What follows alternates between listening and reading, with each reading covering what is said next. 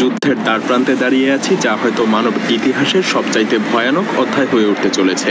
মানবজাতি আজ সেই আগ্নেয়গিরির কিনারে দাঁড়িয়ে আছে, যা ফুঁসে ওঠার অপেক্ষায়। একদিকে ইরান, যা মধ্যপ্রাচ্যের একমাত্র সত্যিকারের সামরিক দানব, এবং অন্যদিকে ইসরায়েল, টেকনোলজির চূড়ায় থাকা এক অত্যাধুনিক সামরিক শক্তি।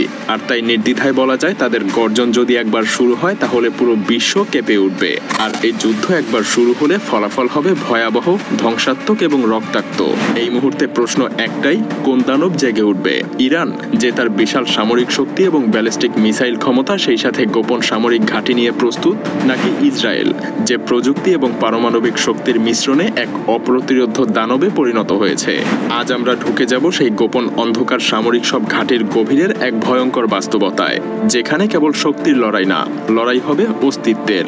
এই যুদ্ধ শুধু মধ্যপ্রাচ্য না, বরং পুরো বিশ্বকে এক ধ্বংসাত্মক নরকে ঠেলে দিতে পারে। প্রস্তুত হন এই রোমহর্ষক বিশ্লেষণের জন্য, যেখানে আমরা ঢুকে যাব এই দুই দেশের সামরিক শক্তির গভীরে। তো চলুন দেখে নেওয়া যাক কোন দানব সামরিক শক্তির দিক থেকে সব থেকে বেশি এগিয়ে রয়েছে। অর্থনৈতিক শক্তি।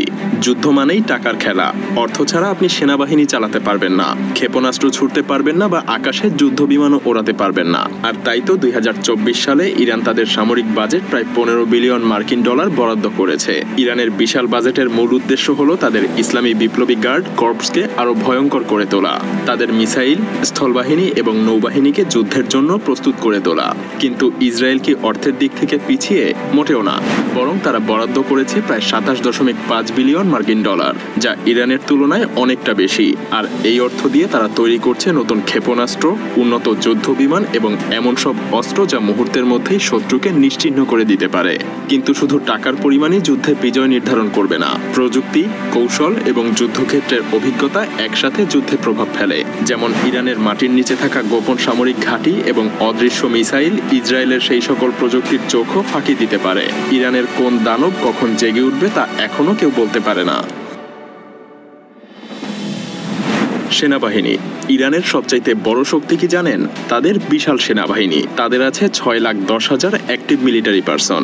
এর মধ্যে 3,50,000 সেনা নিয়মিত বাহিনীতে আর 1,90,000 সেনা সদস্য IRGC-তে নিয়োজিত, যারা সবসময় প্রস্তুত যে কোনো বিপর্যয়ের জন্য।